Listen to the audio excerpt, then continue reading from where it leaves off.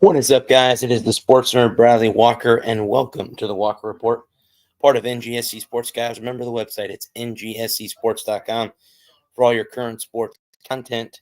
We are also part of Mancini Media, the Game Winner Sports Network, Snowman Multimedia Sports, and the Sports Alliance of America Incorporated.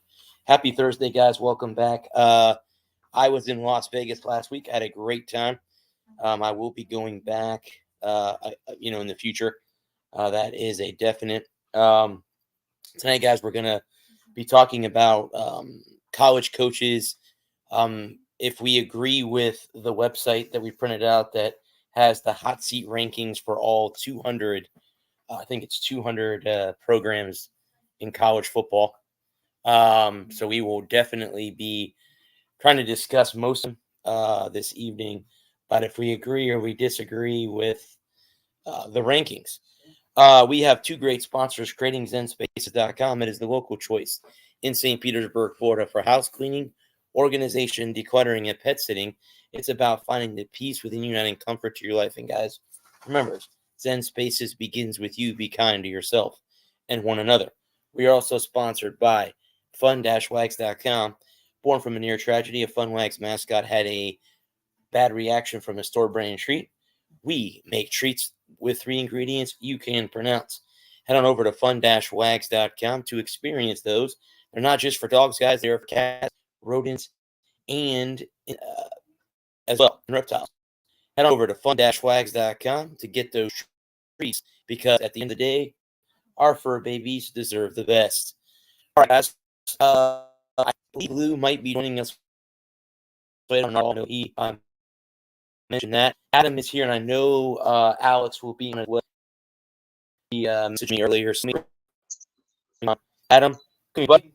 Hey, buddy. Give me 1 second. I'm getting this down. I just have like 10 more to go. I am I'm trying taking. wireless earbuds tonight, Yeah, so I've been using mine trying for something new. months now. So I love my wireless earbuds. So um, Well, 129, says, but I haven't been 130, testing with my microphone for a while, so yeah. 2, 133, and 134. There's 134 coaches. So this is what I'm thinking. We just go, if we agree, I'll make a note. And then if we disagree, I'll make a note and we'll circle back around. How does that sound? So that we can just burn, so that we don't have to spend, we'll just go through the list 1 through 130, I because it's in alphabetical order. And then I'll make a note here. If we agree, then we won't worry about coming back to it. And if we disagree, then then we can circle back to it. And so I've got I got 1 through 134 written down here. And so if we agree, I'll put an A. If we disagree, I'll put a D. And then when we get done going through the list, we can go back through and hit the ones we disagree and discuss why we disagree. How does that sound? Okay. Sounds me. All right. Then that way we don't spend 20 minutes on one guy when we have 134 guys to get through. And if we want to spend, but then if we do want to spend 20 minutes on one guy, we can circle back around to him. Right. And do you want to? And I think we should lay out how this ranking goes. And because I was Right. looking at it, I didn't spend as much time as I wanted to. I got distracted and sidetracked. Been a long week, been a long 2 weeks. So I didn't spend as much time as I wanted to on it. But I did take a look at it last night when I had some time. And, and now they're rating it 0 through 5, with 0 being safe. Untouchable. Yeah, 5 untouchable. 5 is the hot seat. Yeah. Yeah, and 5 being looking for a new job. Winner, you're out. I think that's what they said. So, Mm-hmm. So 0 is untouchable. 1, 2 are good. 3 wins, 9 months. 4, you need to like get ready to go. In 5, you're be for new job in 2025. And according to one coach, that's a 5. So everyone knows one coach out of the entire 120 on the list that is at a 5 ranking. Oh, yeah, there's only one. Right. And looking at where he's from is kind of shocking, but okay. Okay. Oh, I'm sorry. He was a 5 last year. Or no, sorry. That's how many years he's been with the program. I'm sorry. I'm looking at the Yeah, looking yeah. at the columns again. Okay. So Yeah. The first number is how many years he's been. Yeah, the first column is with the team. Yeah. Then their record, and then their 2024 ranking. And I think, Bud, correct me if I'm wrong. Isn't it the one that's in the parentheses is what they were last year in 2020? That is correct. Right? Yes. Yeah. Am I reading that right? Okay. Yeah, you're reading that right. It took me a second to parse that out too. Yeah. Okay. So where do you guys want to start? Do you want to start at the top of the list, or do you want to pick start at the top of the list and work our. Yeah, let's start at the top of the list. Work our way all down to 134. We'll make a note of if we agree or disagree, and then we can circle back to the ones we disagree with the list on. Okay. So the first one is Troy Calhoun at Air Force, been with it 17 years. There's one thing in 82. They haven't won. Yeah. I think that's okay because they've won the Commanders in Chief Trophy the last few years, if I'm not mistaken. They've been very competitive. So, yeah, I'm gonna say agree. I agree with that. I'll take that. Are they independent, or are they in a conference? Is that Air Force? So we all agree that he. Yeah, I'm good with that. All right. Then we have. Okay. Then we have Joe Moorhead, and he's been in for 2 years. His record is 4-20, and he is a free. Last year was a 2. Would you guys agree the pressure running on him at Akron? Yeah, I'm gonna agree. I think they're right on that. I'm gonna agree. Yeah, there's really no needle mover. I'll just go along with the flow. I'll agree. Yeah, I agree with that. I think because Akron, I mean, again, not a big program, but it could be one of those kind of like if you do a great job, you get a better job type situation for him. So Akron is always I've always seen Akron as a stepping stone, kind of. Yeah, which can be a great thing. I mean, if they knock off someone big on a Friday night, you get a flood of new recruits. Humble LeBron James. Could be a good job for the right person to kind of climbing the ranks. Yeah, definitely. I've always seen Akron as an up and coming type. A stepping stone. You go from Akron to a Michigan and Ohio State.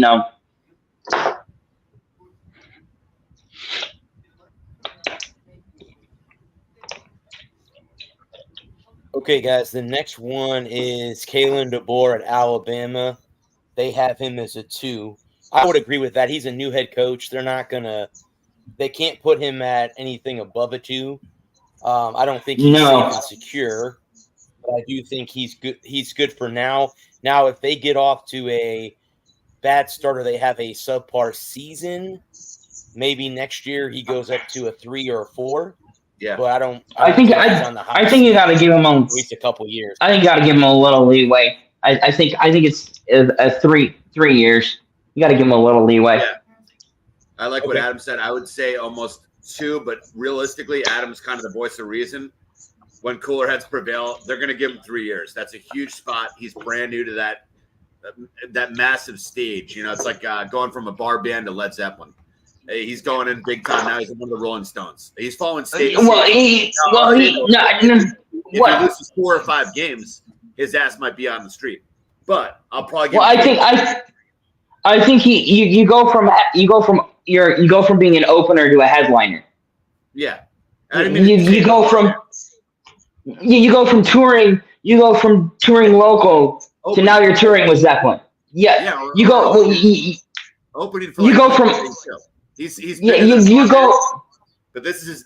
But he's got to earn. Yeah, you go from being a bar band to opening for Blink 182, and we'll see in 2 or 3 years if he's earned that to go from an opener to a headliner. Yeah, Adam, you nailed it. Like I should have said it more of like a headliner, like opening for Pearl Jam versus being like So he's up there, right? Now he's on center stage. We'll see if he's Queen or Mott the Hoople. and because there was just when their first big North American tour, Queen opened for Mott the Hoople and blew the doors off. And if you don't know who Mott the Hoople is, now you know why. And we'll see if he's Queen or Mott the Hoople. Yeah, I mean, no, he's a big name, big time job, and a lot of pressure. Big time pressure. Yeah, a lot of pressure, big time pressure. But I think you got to give him. But I think you give him a little bit of leeway. You give him a little bit of leeway. You can give up with some. And I think we got to wait this next year or two a little bit lighter than we had the last 10 years or so with all the conference realignment and the moving pieces, the 12-game playoff. I don't think I think we gotta pump the brakes a little bit on throwing the baby out with the bathwater. If you have a guy like Kalen DeBoer, he has a bad season or two. Let him.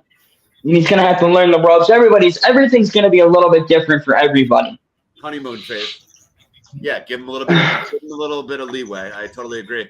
I don't mean to bog it down and slow it down and just hone in on Alabama right away, but real quickly, guys. Yeah. I mean, I know both of you guys probably have a better sense of the recruiting. Have they been dropping like flies, or are they still bringing in a boatload of top talent as usual? Because if not, I mean, if they're 500 and he's stripped of talent, I'll give him that pass all day. Are they still bringing in the 5-star guys like usual, or are people bailing on them?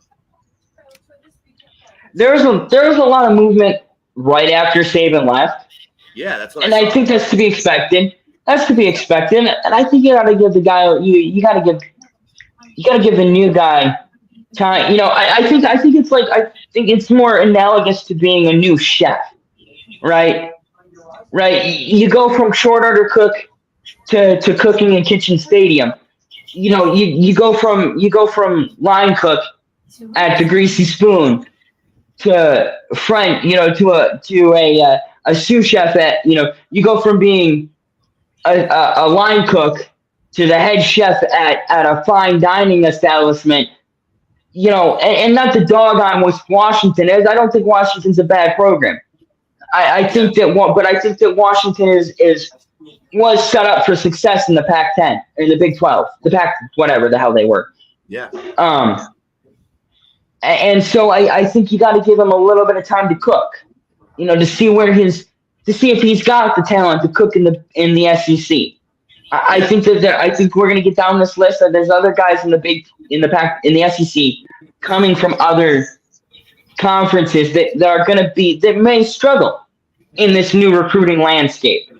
I think we can get it. Let's keep going because we could spend 2 hours on conference realignment alone. So yeah. Next one, guys, is Sean Clark at Appalachian State. He's been there 4 years. He's 35-18. Good He's a 1. I think that's a good ranking. I agree. And they've had some upsets. They've had some upsets in his tenure. So yeah. I was about to echo your point. I mean, you stole my thunder right there. I mean, we've seen a couple of ESPN top 10 plays out of that program. Hey, man. Top 10 games, man. I love the guys that Yeah, I was stay gonna say there. games. And guess what, guys? They're not coaching softball or lacrosse, and I'm a lacrosse guy. Like they're coaching big time football. The guy's taking good care of his family, driving really nice vehicles. Like he's just fine. He can stay there. That's why I wanted your program there, Brad, to stay put. He's doing fine at Appalachian State. Stay there. You don't have to jump and be an O coordinator at Ohio State or Penn State. Stay there and kick out. I mean, I like when the guys. Yeah, I like when guys stay loyal because he's making a good living, and he's helping kids almost upset some big time programs. We've seen it before. they upset A&M a couple years ago. So Yeah, I think he said I agree with it. I agree. Next, stay at home. Next is Brett Beenan at Arizona. This is his first year, so they gave him a 2. You can't put. you can't go. I don't think you can go lower than a 2 either. Oh, yeah. I think 2 is probably right. I agree. I don't think we need to dwell on that too much. Yeah, I'd say it's almost year 2 equates to a 2. It's a little bit warm. It's not burning up the microwave. Give him a little chance now. He's year 3 next year. His ass heats up. Depends on how this is year 1. I think. We can always come back to this in a year, and obviously they'll drop their rankings again next year, and we'll see if they go 1-11 or 0-12. Okay, they were wrong. I think he's gone. But if they go 8-4, I think he's solidly safe. It all depends on how the season plays out. I like that. There's still all. Yeah. They say there's a lot of college football left to be played. There's all the college football left to be played. So, and I think real quick. I think with programs like that, man, give them leeway. They're not working miracles. They're not. They're not. Outreach workers, but they have some talent. But it's like when you're going against the beasts, the big dogs. They can lose 4 or 5 games. That seat does not have to get turned up on the heat right away. So yeah, give them some stretch to work with. Gotta give him a little leash. Yep. The next one is Kenny Dillingham at Arizona State. He's had 1 year there. They went 3-9. He's a 2. Last year he was a 1. So he went to a 2. Heating up. So he went from safe year to all good for now. So yeah, up a little bit. Yeah, I agree. I agree. Yeah, me too. Arizona State's a program that's struggled over the last, decade and a half. Again, I think that some of these guys are going to come in, and it's, there's a lot of guys that come in and they go 3-9, 4-8, and we give up on them. And then there's other guys that go 3-9, 4-8, 7-5. 9-4, win a bowl game, and now they're an attractive program to some 3- and 4-star recruits in their area, and so I think there's a lot of guys we end up giving up on too quickly, and then there's other guys that we end up holding on to too long, and not to belabor the point, so I think we move on. I don't think we need to. I agree. Not a mega, not a massive powerhouse. Give him some time. He's also showing loyalty being there. Let him grow the program. Don't pull the plug. Let him build a little culture there first before you pull the plug. Yeah.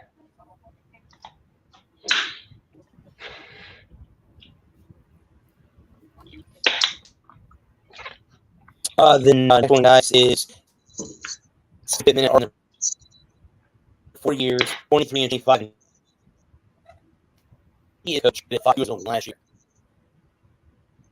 So he's gone from 5. That's on the hottest he's in all of college football. And he's in now with a rivalry back with Texas. So what do you going to that rain, or you think he should be a 4? You're gonna have to repeat all of that because you broke up for me, so I didn't hear. It broke up. Yeah, it broke up for me too, bro. Same boat.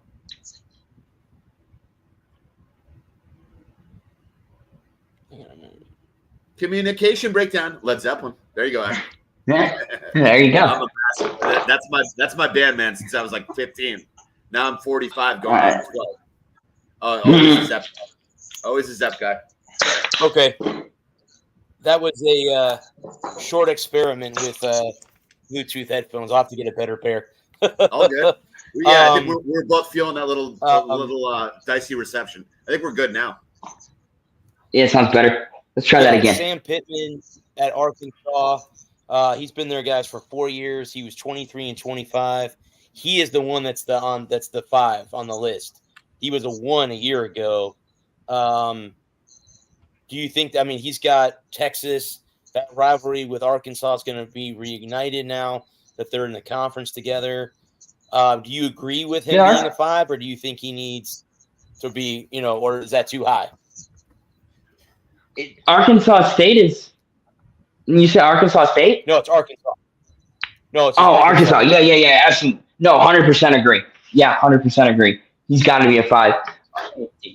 Arkansas considers them 5 on the list. So. Yeah, no, I 100% agree because Arkansas, the Razorbacks story program, Big 12 bullies, getting that Texas rivalry back, getting A&M back, I think he's got a winner. You're out. Yeah. Okay. Yeah, and I'll add on that real quick. I mean, so Arkansas, with their pride and glory, was back in the day. They had Darren McFadden, Felix Jones. They had three NFL running backs in one backfield. They've tapered off, and now check this out. What's a big key for his future? You know why he's shaking in his boots, looking over his shoulder right now for his job security? John Calipari just arrived on that campus. Basketball, they're revving up their engines. If this guy's half-assing it and not getting it done on Saturdays, his ass is hotter than hell right now. It's time to put up for Arkansas. They've been kind of dormant and kind of half mediocre for a while. Well, maybe it takes a coach like that. You're in or you're out. You win or you're out. Well, 2 years ago they were what 8-4, and played Bama tough. Gave Georgia a game. They were close. They were close to being a 10-2 team. And then what? They were like 3-9 last year, weren't they? They were awful last year. Yeah. And especially if you were in your third year and they were coming out of a doldrum and you were in a rebuilding. Hey, we've been bad for the last 10 years. You could give a guy another year or two. Of course. We'll get to the guy that I think is in the prime the prime example of that here in a little bit. So I'll save that for him. But for Arizona, for Arkansas, the leeway has gone away because 2 years ago you were an 8-4 program, playing Bama tough, playing Georgia tough, giving Tennessee a game, and now you got OU and Texas coming in, and put up or shut up. Yeah, definitely.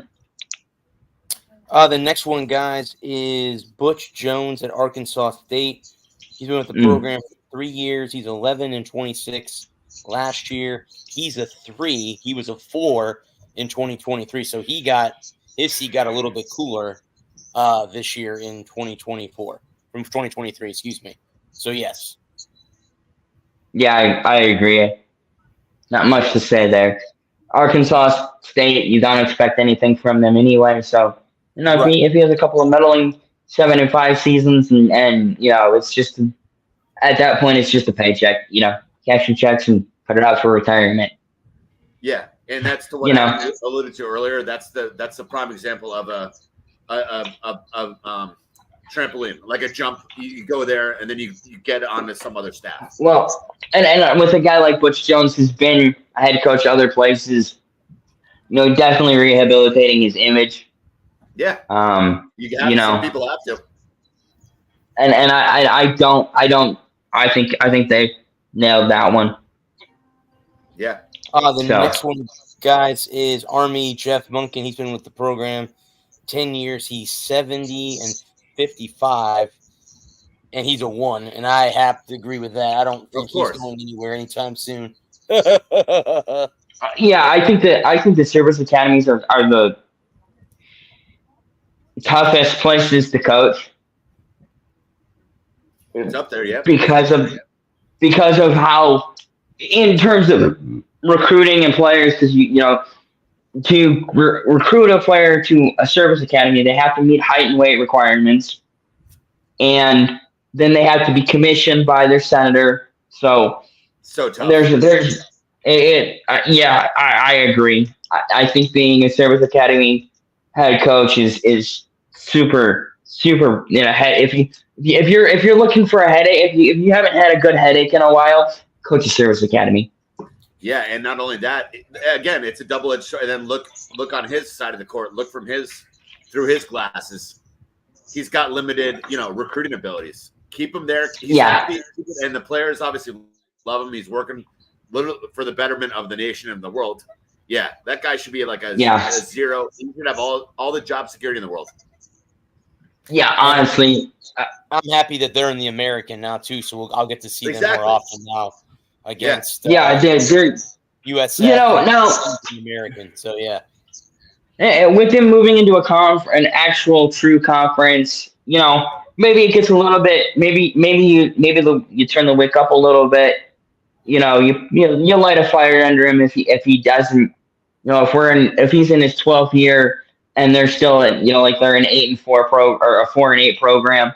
Yeah, maybe the seat gets a little warmer, but again, the service academies are such tough places to recruit because of all the constraints on recruiting.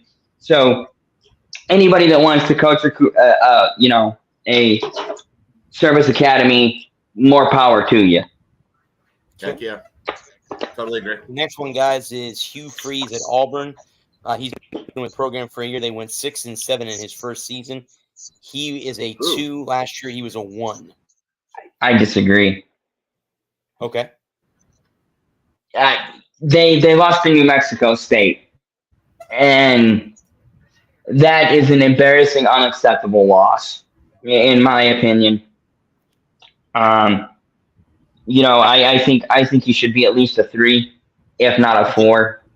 With an embarrassing, shocking loss like that, and to go 6-6 in the regular season, and then lose the bowl game, I weight that heavier than other people might. When you lose to a middling school like New Mexico State, when you're a Power 5 conference program. And you're expected to play Alabama tough every year. You go out and not only that, but not only did they lose to New Mexico State, they give up the Hail Mary on 4th and 31 to lose to Alabama. Good call, Adam. I think that they were the culprits right there. Yeah, I think that you got to give. I think you push back a little bit more. And, I think a 4 is probably. I would have him at a 4. Okay. Yeah. Real quickly to build on that. I mean, yeah, he's not coaching Cam Newton. This isn't the Auburn of 10, 15 years ago. But there's a name at stake. There's a tradition on the line, and they're still getting good recruits. So I'm sorry, you cannot give up 2 lackluster, laughable, comical letdowns like Adam alluded to. And no, sorry, this is Auburn. That's a very proud name in college football ranks. To lose 7 games, unacceptable. Yeah, turn up the heat. I don't care if it's your first month or your first year or second year.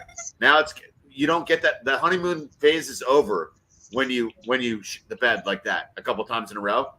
It's on to the real life. I mean, if they're not performing this year, he's out. This is a do or die year for him. I agree. I think it's a you get one strike a high 4, a low 5. Yeah.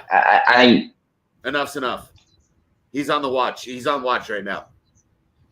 I think they have to have a solid 8-4 year and win a bowl game. That's a really proud it's a proud team. It's a proud fan base.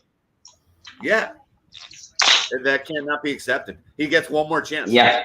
Well, I think the only way they can be bad is go 11-1 and beat Bama, and that's all that matters. Well, that's huge. Yeah. You know, if they went 7-7 with that win against Bama, you can overlook the New Mexico loss. That worked. But the gut punching loss to Alabama, miracle, last second Hail Mary, 4th and 30 forever. You know, I weight that super heavy. I had no skin in that game. I have no idea. I still don't know how that happened. I see replays like once a month, and I'll be like, "Oh, I remember that play." Insane. Can't give it up. And having lived in Bama and having lived that rivalry, having lived Kick Six, being an Auburn fan, being an Alabama transplant, and hating Nick Saban, and being an Auburn fan just by circumstance, and remembering Kick Six, and now it's almost 15 years ago now. Time flies. It's 10 years. It's the 10-year anniversary of Kick Six, or 11. I think last year was the 10th anniversary, something like that. Yeah. Definitely. The next one, guys, is Mike New at Ball State. This is his 8th year, 37-56 overall. He is a 4. He was a 3 in 2023. So that means he needs to start improving now at Ball State. It's not getting any Yeah. It's hard to argue with that. But again, I won't argue with that. I'm not going to even. I say we move on. I think they're right. I'll throw my 2 I don't have anything. What's he going to do in that program? So it's like, if you want to be pissed at him, give me better resources. Let me recruit better. Give me more money. Give me a better stadium. So I'm kind of just like neutral, like Sweden. I'm like, whatever, man. He doesn't really have the resources. He's happy to be there. I would just quietly let him stay there. I'd put him at like a 2 for the next decade. If they want to heat it up, find someone else. If they're good, they'll leave in 2 years. So like, I'd keep him there. I mean, it's Ball State. It's kind of like I'm indifferent. Whatever. Yeah, no arguments here. The next one, guys, is David Aranda at Baylor. This is his 4 years of the program. He's 23-25. Wow. He's a 4 this year. He was a 1 last year. Now they're still in the Big 12. So awful year last year. Yeah. A lot of talent coming on that campus. Let me add, if you don't mind, I'll just jump real quick. I mean, he has to put up or shut up. That's a team. That's the flip of the script that's a 180, the other side of the spectrum from a Ball State. Baylor, you're getting athletes. You're in the heart of Texas, buddy. Wake up. Like, you have kids that grow on trees out there that'll drop down and just visit your campus. You have kids all over that state to recruit. I'm talking like apples and oranges dropping from trees. I mean, you can recruit your backyard there. You have more ingredients than a chef to cook a great meal. That year was disastrous last year. His seat is on fire. I will. One thing that I want to one thing. I'm not disagreeing. I just want to make one point. Is that conference got easier? Yeah. In my opinion, I could be wrong. It could be just as tough as it was last year. But with Texas and OU leaving, I think that playing field opens up. And to your point, and I think, and this is where I'll agree, is that if he has another piss poor season, don't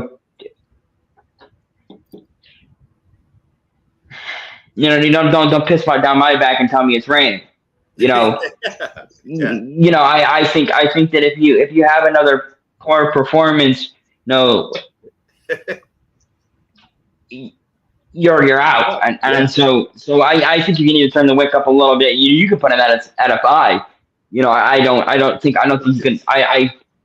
With conference realignment and waiting the season of waiting the conference because I think you have to weight the conferences differently this year. Sure. I think the Big Ten it got harder. I think the SEC got harder. And I think the Big 12, the path to the playoff is wide open in the Big 12. And I think a 10-2, 11-1 year for Baylor, and they're playoff bound. I see them, but if they go 8-4 or 7-5, is it time to move on? Do you start looking at somebody like, some of the other guys that we mentioned already that are at an Akron or a Golish at USF? Yeah. If they put up another great year, if they put up another banger and they win the ACC or AAC, do they take a flyer? Do they get rid of this guy and take a flyer on a Golish? Yeah. It's something that, it's something that keeps that if you're those are the things that keep a head coach up at night. And then those are headaches and heartburn inducers that give coaches, that send coaches into early retirement or an early grave. Yep. The next one, guys, is Spencer Danielson. Now, he was an interim coach. He was 3-1. He's 2, and this is at Boise State. And I think I'm going to Big 12 now. Did they move to the Big 12? 12? Did they move to the Big 12? I'm not sure. They might have. I'm not sure. All right, you want me to look it up? Last I knew, they were in the Mountain West, but they could have moved. See if they realigned, because I didn't know that SMU moved to the ACC until I was in the airport in Texas and found out that they had moved to the Athletic Coastal or the ACC. So they're out of the American. They're in the ACC now. So you're the conductor of this train. I'm just a passenger. I can look up a little bit of info for you, brother. Hold on. Boise State Conference. And I'll quickly add, I don't like saying, I hate it if my brother or my mom or you or Adam or Lou or anyone was on a hot seat. I'm not trying to fire people. I'm a bozo on the bus. I got more faults than anyone you've ever met. But when it comes to these big time programs, you'll notice my grades are different because I love the guys. Like I've been saying to you, talking your ear off, Brad. I want that guy to stay in UCF. The guy in Ball State, hey, let him be, or Akron. You know what I mean? Like, but when you get up to that top, when he gets that top spot, if you're out of tune, you can't play with Zeppelin or the Beatles or Guns N' Roses anymore. Like, yeah, to get up to those levels, you have to be on the hot seat, or else just get back down and go to the normal seat, like all of us. I mean, those jobs. I mean, Alabama, Ohio State. If you don't win, I think you should be almost out within 2 years. It's just such a set of expectations. Yeah. Okay, guys. Go ahead. Did they move, or are they still in the Mountain West? Let's see here.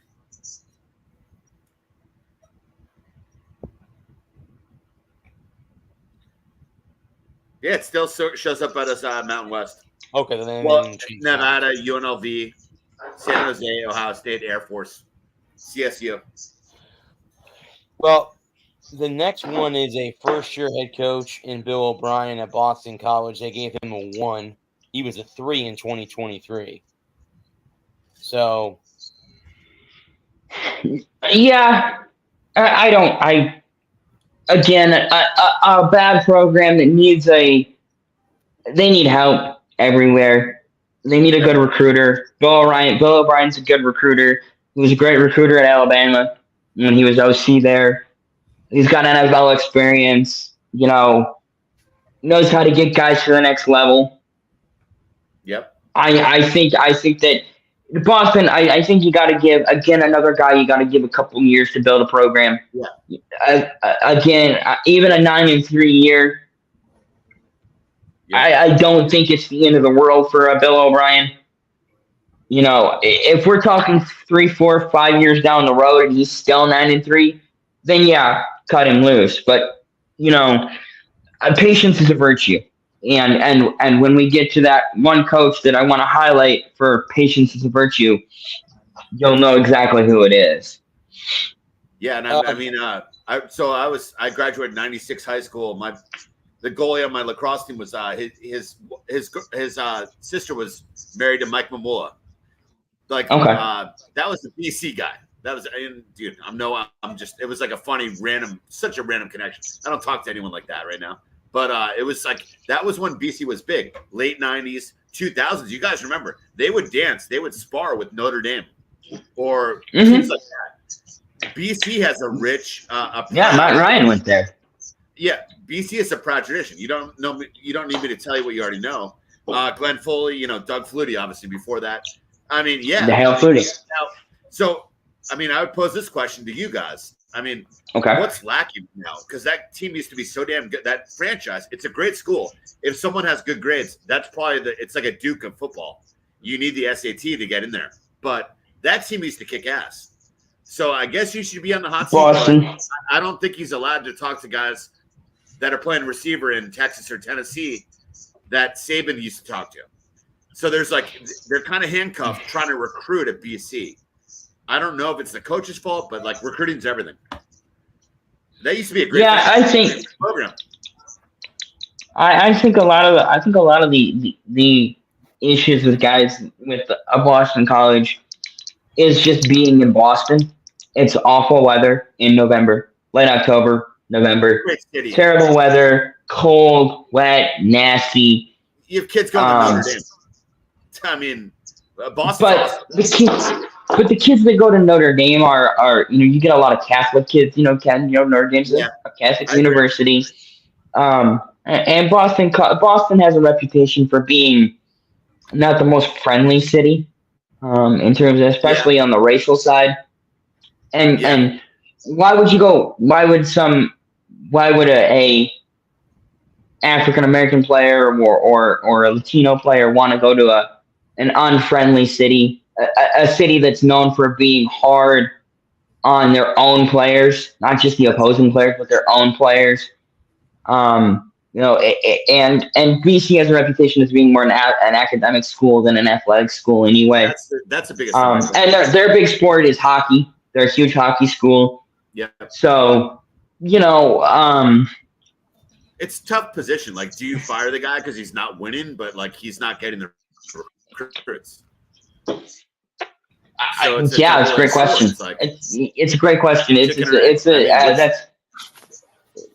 the question that's the question that keeps an AD awake at night. The next one, guys, is Scott LaFleur at Bowling Green. He's been with the program for 5 years there. He's 20-35. He's got a 3 this year. So he's pressure starting now for him at Bowling Green. I agree. I don't think we really Bowling Green is another stepping stone school. You don't go to Bowling Green to make a career. You go to Bowling Green to get a start, to get exposure, to entice a Ohio State, a Michigan, an Alabama, a Florida. Florida is a team that could be looking for a coach next year. If you have a good year at if he has a 9-3 year at Bowling Green, he could be in line for a Florida or an Oklahoma type job. Sure. So I think that you weight these jobs a little bit differently based on program prestige and that type of thing and what you expect and what kind of athletes you can recruit. So I think that's fair. Yeah, I would agree with Adam. I'd also say it's interesting when you look at like the mid, the guys that aren't the Mike Tysons and Evander Holyfields of college football. When you're looking at the next tier, right? The Ball States, the Bowling Greens. Hey, maybe look at stats. Maybe look at numbers. Who's transferring? Who's happy there? Who's a 4-year starter or a graduate? You know what I mean? Yeah. Who's? I think that's what the athletic director and the dean. The dean's in the ear of everyone. The dean will fire your ass tomorrow unless you're Nick Saban. Like the dean of the school. There's a lot of different people. There's several. There's several bosses at every major university. There's a lot of moving parts when it comes to the athletics department at any given university. So, I think that if you can keep the dean and the AD happy, you can ride out being 20-35 for quite a few years. There you go. so different than pro sports. There you go. You got it in a nutshell. And mid, I think I look at Bowling Green. I think of them as a mid major, and like we in basketball, you have the mid majors. I think of Bowling Green as a mid major of college football. Yeah, I have a dog sighting. No, this is my dog, Zezzy. I thought we had a dog sighting. Prince Harry's down here running around. Now he's sleeping. The next one, guys, is Pete Lembo of Buffalo. He's a 2, so he's a new head coach. He's brand new. Yeah. First year head coach. Again, mid-major school. Not too much to comment on. I think we can move on to the next one. Yeah. No needle moving. Yeah. Let him stay. Just keep it moving. Keep it moving. Kalani Stocky, if I'm even pronouncing that name correctly, he's been with Close enough. 8 seasons. He's 61-41. He's a 4. He was a 1 last Really? year. Where's this? Yeah, he's a 4. This is BYU. What was their record last year? I don't know. I know they beat USF because I think USF played them a year ago. I think I looked it up this afternoon, Adam. Sorry, I'm doing my business. Yeah, you're fine. In the head, I'm thinking it's 500 last year. I'll look it up in a second. Okay. No, you're good. Let me see something. Yes. Let's see here. Football. Let's see what they were a year ago.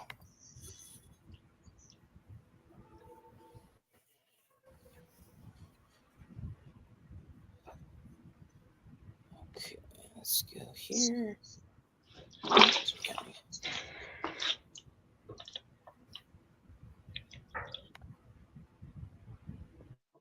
Oh, why did it do that? I hate when it does that. Whatever that is. Okay, let me go back to 2023.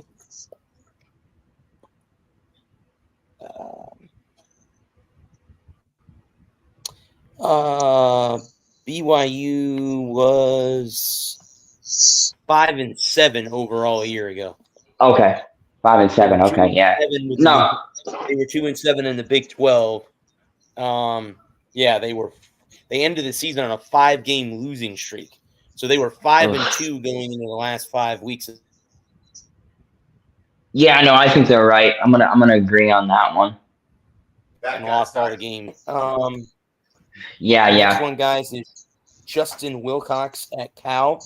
7 years with the program, 36-43 overall. He's a 3. Wow.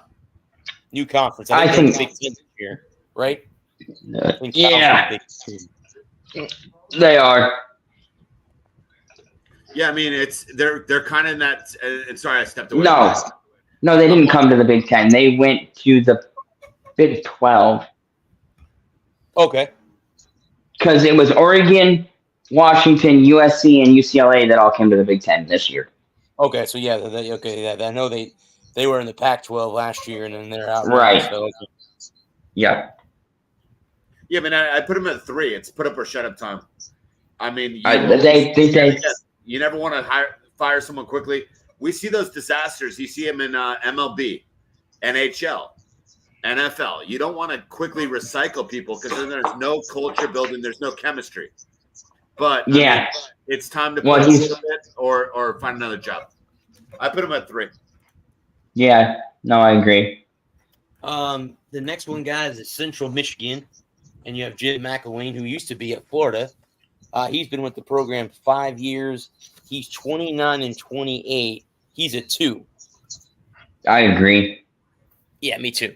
If he wants to, I think he can stay at Central until he's ready to hang it up. Yeah, seriously. It's Central is such a fun place to play at. It's a fun place to coach. You every couple of years you get Michigan State. You get some primetime exposure. They're always on the MAC game of the week. They're on Tuesday nights. You got the whole week. You play on a Tuesday night. You play on a Wednesday night, and then you got the whole rest of your week off. It's a fun place to play. or it's a fun place to coach at. You don't have the big time pressure of a Florida. You know, I think if he's happy there, he'll stay there, and then and if they can squeak out a 5-7 year and get a bowl game every 3 or 5 years, that's all Central expects. Yeah, they're a fun program. I love the Chippewas. Fire up, Chips. And correct me if I'm wrong. We've all seen them on a few Sports Center highlights. Yeah, a fun program. That means low pressure, not watching your back every minute of recruiting or ethics violations. These big the guy's making a great living. The coach is making a great living there. Yeah, keep him there. I think if he wants to stay, as long as he wants to be there, he's going to be there. Like Adam said. The next one, guys, is Biff Poggi at Charlotte. Now, he was only with the program 1 year. They went 3-9. He's a 2, and actually, that's who USF beat to get to the bowl game. They beat Charlotte in the last week of the season. I think that's right. He's a second-year head coach at a program that just came out of, I don't know what conference they were in prior to the American. But yeah, and they have a good softball team at Charlotte. I got to see them play USF this year, so nice. They have a good softball team at Charlotte. And Charlotte, I think they were an FCS school. I think they've just moved up to 2 or 3 years ago. I think they moved up to Division I. So they're not. You don't expect a lot from a Charlotte. Charlotte's Charlotte is a school that goes and gets crushed by Alabama in week 3 for $1.5 million, so that they can have a university next year. So, and I kind of see Charlotte in that same kind of boat as a Central Eastern Michigan, Western Kentucky. A fun place to. And Charlotte's a beautiful city. We were there last year. Charlotte's a beautiful city, fun city, lots to do.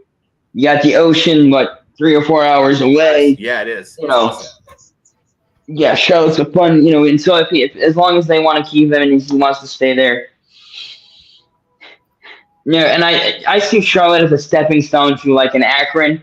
You go to Charlotte, you rebuild the Charlottes. Yeah. A Charlotte of the world. Then you get the Akron job or the UCF job or and then from there, you get a coordinator job at a Penn State or an Ohio State, and then from there you go off to get a real coaching job if that's what you desire, Yeah. The next one, guys, is Scott Satterfield at Cincinnati. Now, I know they moved I like that take, from the American to the Big 12. I was just going to say, yeah, he was 3-9 in his first season. They have him as a 3, which I agree with that. They're in a bigger conference now than they were in 2022 when they went and played in the playoff. Yeah, and I think that. Cincinnati is an interesting school because they want to run with the big dogs. They want to be considered a big-time program. And to be considered a big-time program, you have to have sustainability. You have to have that sustained success year on year. And what they just say they were 3-9 last. They took a step. They took a hard step back. Took a hard step back off of and it was kind of to be expected. They lost some big name guys. They lost Desmond Ritter. It was kind of expected to be a step back year. So I think next year, this upcoming year is kind of you said they had him at a 3, right? Yeah, 3. He was a 2 last year. Yeah, I think that's right. I think that's right because you got to expect you got to again another guy you got to give a little bit of leeway to that if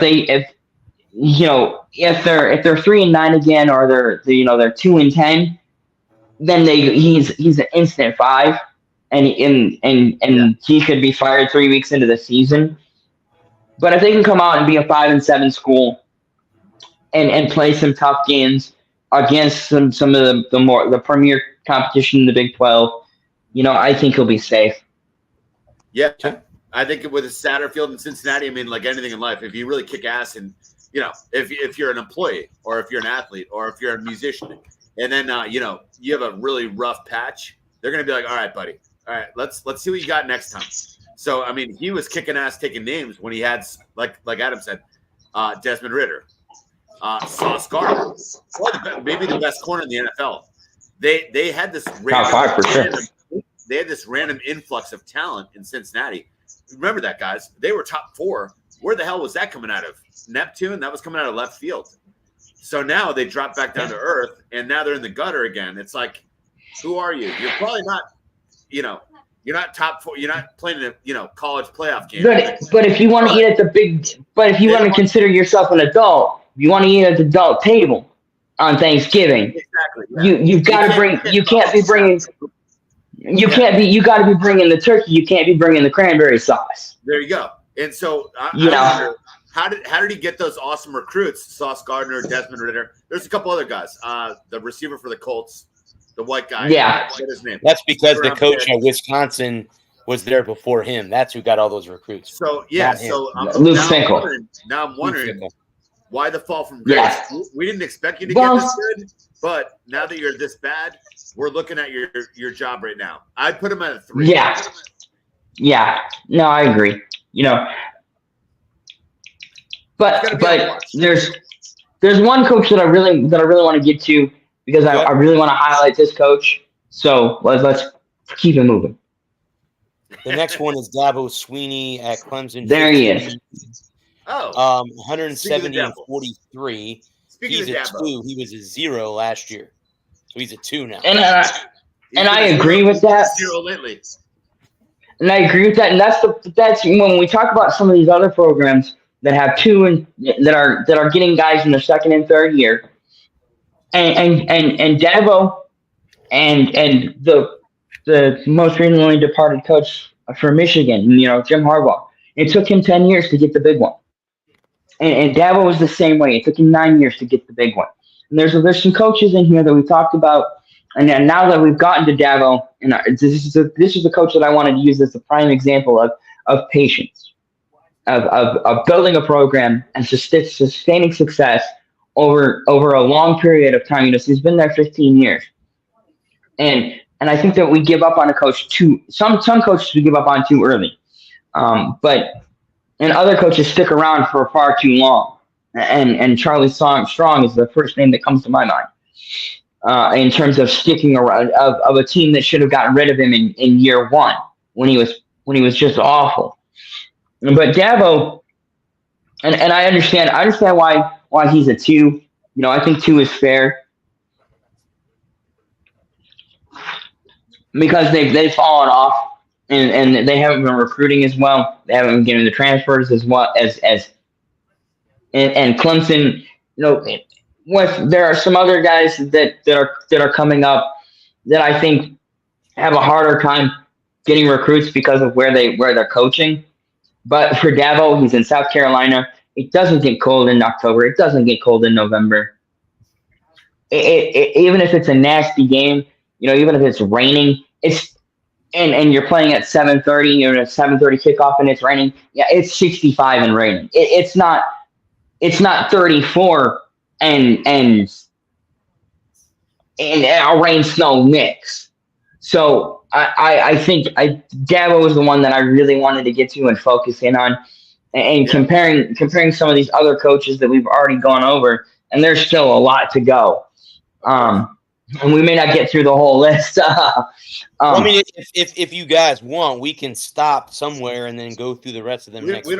We don't have to talk about Yale. I'd rather talk about. Well, we can go down the list. I mean, if you want to skip some of these, that's fine. We can go to the big. I'd rather focus on big names like a Dabo. Like, just stop for 5 minutes and talk. Let Adam talk like that. I think that'd be great. Let's keep them. Let's move it. Let's not focus on. Let's just go up and down, and then if we get to a hard disagree, we'll stop. All good, man. The next No, one, guys, no, it's great. It's perfect. Man. This is Really, awesome. This is Tim awesome. Beck at Coastal Carolina. Jeff One Beck. year they went 8-5, and he's a 1. Yeah, I think in a first-year head coach, I don't think going 8-5 for the with it. solid year, win a bowl game. Is it Chandeliers? Quick 2 cents. I mean, Chanticleers. they had Chanticleers. they had an awesome year. What, 2 years ago, or last year? So yeah, give him the wrong way. Give him a wrong way. Unless he trips, keep him around. The next coach is the one that I wanted to kind of talk about, and that's Dion. Let's focus. He's a 2, but he was a 0 last year, which that makes sense because why the heck would you pay him all that money and then make him not a 0? Now he's a 2. So yeah, I understand that because he's got the talent at Colorado to win, but what did they go like 4-0 in their first 4 games, and they lost 8 in a row. And they lost a lot of games in a row at the end of the season. So, well, they were 3-0. They were 3-0 heading to the Oregon game, and they were big and bad and tough, and they knocked off TCU, and they had a couple other nice wins, but they were in a dogfight in week 3 against Colorado State, and Colorado State gave them everything they could handle, and the thing that I don't like about Dion's coaching is when he was, you don't go to Colorado to play for Coach Deion Sanders, right? You don't, that prim and proper, it was all the bullshit going into last year where he was running guys down for wanting to play for Prime, right? They want to play for Coach Prime, that charismatic, funny, goofy, weird guy who always had something smart to say to the media 20, 30 years ago when he was a player. When he was a player, where he played at FSU, right? He went to college at FSU. He did. Yep, Seminoles. Yep, and then Atlanta Braves, New York Yankees. Yeah.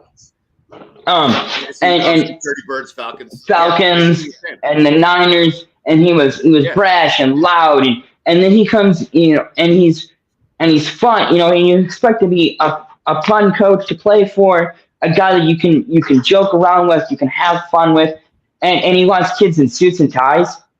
The Deion Sanders of 20 years ago would have kicked this Deion Sanders' ass and told him to take it and shove it where the sun don't shine. And I think that the hard ass Deion Sanders is not the Deion Sanders that Colorado was that kids were going to Colorado to play for. And this tough as nails Nick Saban, Deion, Nick Saban is such a case study in being a hard ass, and I think that so many coaches want to replicate Nick Saban. They want to be Nick Saban. I love it because Nick Saban, all the wins, the winning tradition, the building of the program, taking a 5-7 Alabama's team and turning it around and going 7-5 in his first year.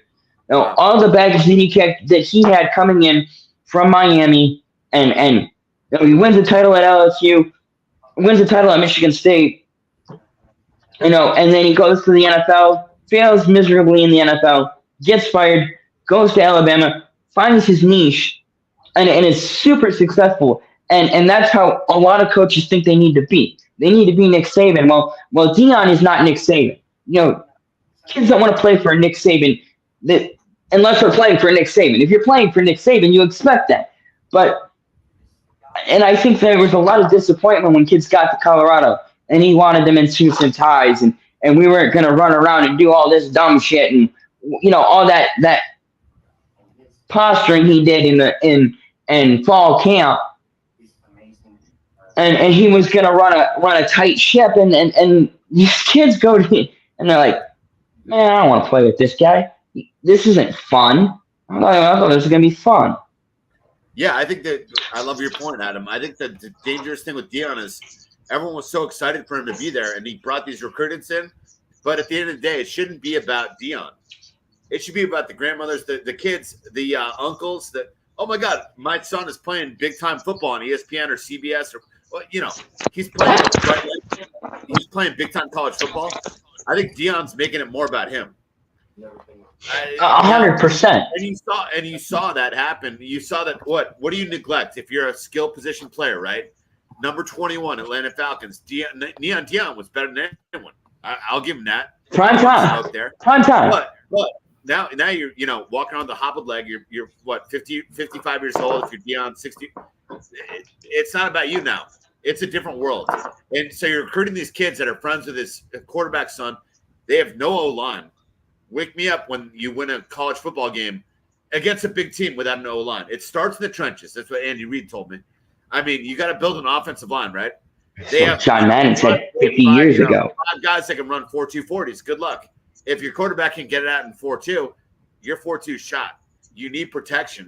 Yeah. They have no defense. So, like, I don't know if it's a gimmick. You guys remember last year, as recently as last year, they were saying, "Oh, he's the Saban replacement." I'm like, "What? Deion Madden? I mean, wow, is he a big time college coach?" Well, I got a question. I mean, is he?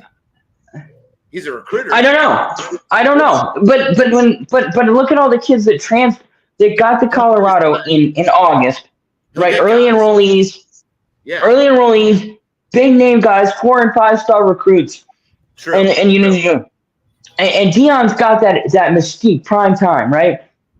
And you expect him to be a not so serious Nick, like Nick Saban is Nick Saban because he's Nick Saban, and he's got the pedigree to back it up, right? He came up through the trenches. He did his time, and he earned the respect of those recruits. Of course. Right. There's guys that, like, I think like a Bill Cowher, right? Bill Cowher is spitting and screaming and carrying on, and you respect Bill Cowher because that's who Bill Cowher is. But if you're not Bill Cowher, why the hell should I respect you? No, you got to earn it. Yeah, you're right. I want to hear what Brad has to say because this was where he wanted to lock in. So, well, I mean, I agree with you guys. I think it comes down to the pedigree of playing for him. He got 2 former USF Bulls to transfer from USF to Colorado, and like I said, I think the thing with him is he had the talent to win, and they went 4-8. His son was a freaking Heisman Trophy finalist, or is this year. I think he's the favorite going into the season already. Yeah. And if they go 4-8 again, I'm sorry, that number won't be a 2 next year. It'll be a 4 because there's no way that they're paying him all that money. Alumni is not going to put up with that crap. And let's say this, like you said, Bud, earlier, Colorado State gave them everything. Let's say Colorado State beats them this year. Then Deion's really on the hot seat because that's the rival team. So right, it's the in-state rival. Yeah. Now also, and yeah. Go ahead. I was going to say real quick. Also the key, the receiver and who plays cornerback too, the 2-way player. He was out for a lot of the year, but still, I agree with you. And overall, Colorado, that's not a good enough team to compete. I mean, they get smoked on defense. They don't have an offensive line. Deion, stop worrying about 6'1" guys that are 170 pounds that can run like the wind. Build some big boys in the middle. That's how Alabama, Texas, Oklahoma, Ohio State, Kansas City, Philadelphia Eagles build in the trenches. He falls in love. He wants all these gazelles that run like the wind. You need blocking. That's long grass. You need defense. You can't play pickup football. It's not going to work. You can't have 5 Randy Mosses if you don't have blocking. They're not going to get the ball. Well, and going into August last year, right? Mike Norvell was on the hot seat. Mike Norvell was a 5. Mike Norvell was this close to being fired, right? That's right. At FSU, and everyone had Deion primed to take that job, pun intended. So he takes the Colorado job, and everybody's like, okay, he goes to Colorado. If he has a halfway decent season, they go 8-4 and 9-3. make a bowl game, win a bowl game, and Norvell scuffles, he's gone and Prime's in. And flip the script, we get to January, and Dion's nowhere to be found. He's out golfing, and Norvell is in court protesting the fact that they didn't get a playoff game. Because I got to hear every fucking FSU fan bitch and complain about it. So, oh my god. Hey, well, I had to drop an F-bomb there because I had a friend of mine who I'm going to see this upcoming weekend, not this weekend, but next weekend, who called and bitched at me for 3 hours about how I'm never watching college football again. It's bullshit they didn't put FSU in. And I got to do that. And I'm like, dude, you need to get over it. That's the way it is. Get over it. All right. I had to get over it in 06. Sorry, I'm vaping. I've been trying to quit dip for like 18 decades, so I'm vaping. I'm like the Miley Cyrus of sports talk radio. As long as you don't come in on a wrecking ball, we'll be all right. Seen worse, done worse. I'll take this any day of the week. I can say this. The show that I saw in Vegas, I'm surprised that the Wrecking Ball song wasn't played in that show. That's just me. So, yeah. When Miley Cyrus licks a hammer, it's art. When I lick a hammer, I'm asked to leave the Home Depot. This isn't fair.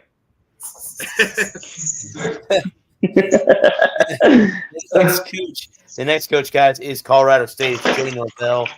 2 years. He's 8-16. He's a 2. I agree with that. I don't think you're gonna fire him. You're not going to run it now. It's kind of an it is what it is. It's a mid-major. It's a mid-major. You don't expect anything from him. Don't expect anything spectacular. Now, if they can go out and knock off Colorado this year, yeah, he's a 0. He's a 0 for life.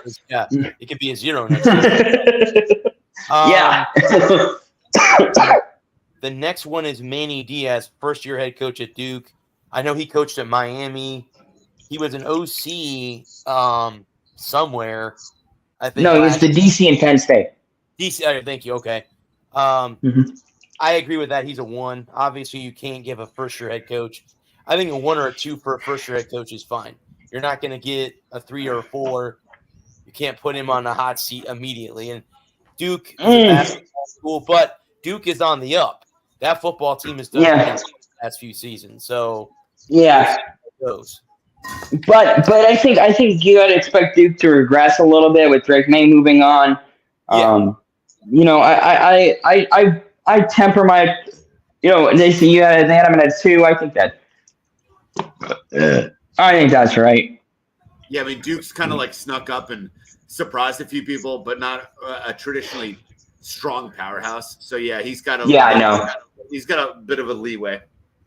But he's also a name, and he's expected to produce. And if he doesn't produce, then you got to start asking questions. If they go 4-8 this year, I could definitely see a 4 next year. I think with his nonsense that they ran him out of Penn State after Michigan put a whooping on him. 33 straight run plays on that defense. Wow. And run them out of their own barn. That's true. That was an ass whooping. And he's on the radar. Yeah. I think you got to give him. I think if he's a solid 7-5, 6-6, no, he stays at 2. But if they go 4-8, and with Duke basketball being where it is, and Duke football wanting to get where Duke basketball is, and the boosters, the alumni being all in on Duke football, and having some of the recruiting classes that they've had over the last, some of the guys they sent to the NFL over the last handful of years. Yeah, I think that a 2, a 3. I don't think that's out of the realm of possibilities. I also say with Duke is similar to BC. There are SAT requirements. The dean's like, no, don't let him in. He's got a 2.3. Yeah, smart kids. They want smart kids. Get drafted first round 2 years later. They will not let people in like that. So it's like, His hands are tied. And in a way, but that's where great coaching comes in, right? If you're a great coach, you can take a guy, you can take a 3-star athlete who's a 5-star student and elevate his game because he's so smart, right? He can play the game in a smart way. So I think that. And I especially think that with Duke wanting to cash in their basketball chips and become a 2-sport school and investing in the football program, I think Manny Diaz has there's going to be a lot of pressure on him to perform over the next 2 or 3 years to produce decent, respectable results, especially in the ACC. And a conference that only has 2 heavy hitters in the aforementioned Clemson and the upcoming FSU, I think that there's going to be a lot of pressure on him to produce results against a downed conference, a weaker conference that is not expected to produce a lot of heavy hitters. You're not going up against 5 or 6 5-chip teams like in the SEC or Big Ten and new look Big Ten and new look SEC. Yeah. So Drake Maybud went to North Carolina, not Duke. Same difference. Yeah, same state. It kind of feels the same to me. It kind of feels the same to me. The next one is Mike Houston at Eastern Carolina, and the cool thing about him, guys, is one of the kids that played at Pinellas Park High School got recruited to go to Eastern Carolina. So cool. That was kind of cool to see that. He's been with the program for 5 years. He's 24 and 34. He's a 3. Yeah, I mean, I think that's fair. Carolina's a mid-American team. Can they win the conference? They're far away from that. They're sneaky. They're sneaky. They are a sneaky football team. USF doesn't play so they've had some good seasons over the last decade. Some seasons that have produced some respectable results, and I think Eastern Carolina is kind of like Central Michigan and Eastern Michigan, a fun school. If you're having fun and you're a halfway decent coach, you can stick around. And a stepping stone school. You go from Eastern Carolina, you go from head coach at Eastern Carolina to offensive or defensive coordinator at a Florida or an aforementioned Duke, Clemson, Florida State. I see Eastern Carolina as a stepping stone school. So if you can produce halfway decent results at Eastern Carolina, you can move up and make big boy money at a big boy school. There you go. I think the biggest sign of respect for a school like that, if they're known as dangerous, they're being respected. Mm-hmm. Like that coach is doing a good job. They're dangerous. They can win on any given, it used to be any given Saturday. Yeah. Any given day of the week. There you go. Like they're respected. If you have respect on the block, the coach should be safe. Yeah. The next one, guys, is Eastern Michigan. Chris Crichton. He's been with the program for 10 years, 52 and 68. He's a 1. I agree with that. I don't think like you guys said, it's a fun school to play for. They don't expect too much out of them. Why not? Yeah. Yeah, no, it's a fun school to play at. They don't have a huge raucous fan base that's going to be running the coach out of town. You don't go to Eastern Michigan, Central Michigan, Western Michigan, Eastern Carolina. You go to those are kids that go to school to get an education and play football on the side, right? They play football because they like to play football, but they don't expect to have a career in football. Kids that go to like a Duke or a Boston College or some of the mid-major schools, they think they could have a career at the next level. They want to have a career at the next level. And if it doesn't work out, then they have their degree to fall back on. Kids that go to Eastern, Central, Western, they go to school to get an education and then play football for fun because play football, I'm gonna go out there and hit somebody. So if I gotta be in school, I might as well go out and hit somebody. Well put. The next one, guys, is Mike McIntyre at FIU. 2 years with the program. He's 8-16. He's a 2. So yeah, another one of those. No FIU, problem. I think Florida International, I think is actually in the city of Miami. I got no problem. They're not. They consider themselves like the University of Miami because the University of Miami is in Coral Gables. But FIU considers. And if you guys remember, I think it was the late 90s or early 2000s. They got into a big fight with Miami when they were playing the Miami. 2006. That's You guys how can, you get watch that publicity. YouTube That's clip. how you get recruits. That's how you get action. I love it. Yeah. I'm sorry, as long as no one's hurt. But hey, man, throw Oh yeah, no. I mean, there's no love lost between throw some smoke. Miami I and like FIU. yeah, no love lost there, man. They're happy to hate each other. Yeah, but I mean, if you're They're getting- like that, you're damn right. They're gonna go after the Bulldogs. I like it. Like go after the big dog. I mean, they're gonna nip at your heels. They're 99 times out of 99.9% of the time, 99.9 games out of 100. Florida Miami crushes FIU. But that one time that FIU sneaks in there and steals a win, Barking. right? They'll never shut up about it. Never shut up about it. You know, essentially, it's That's going to be USA. you know, That's the beauty of college football. And obviously you see March Madness. You see it everywhere. Yeah. NFL, yeah, you know, more distilled, well, more refined. right. No one says, "Oh my God, I'm shaking." The Cardinals beat the Patriots, but no, in college football, anything can happen. So I love it. Those guys won their best moment. Well, Don't tell you your know, grandkids about it. That was their best moment. Yeah, of their life. I have to live down forever till the day I die. I have to watch App State. Wow. I hate that. I can go be sick now. And that one time that with baseball, watching game 162, watching Evan Longoria hit a home run and they beat the Yankees, the Red Sox lose to the Orioles, and the Rays get in the playoffs. So, yeah. I'm a Rays stepson. You know that. I'll be there tomorrow. Family, I hope. I don't have papers, but take me in. I'll be there tomorrow. I'm a Mets fan in New York, from Connecticut. Went to school in Ohio. I'm all mixed up, like 311. Throw me a bone. Give me a Rays jersey whenever I'm in town. The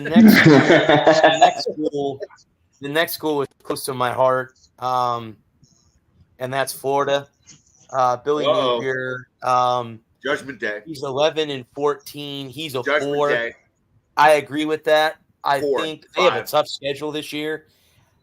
I honestly, I don't see them winning because they've lost a lot. They lost ATN. 500. He went to. Where did he go? Georgia.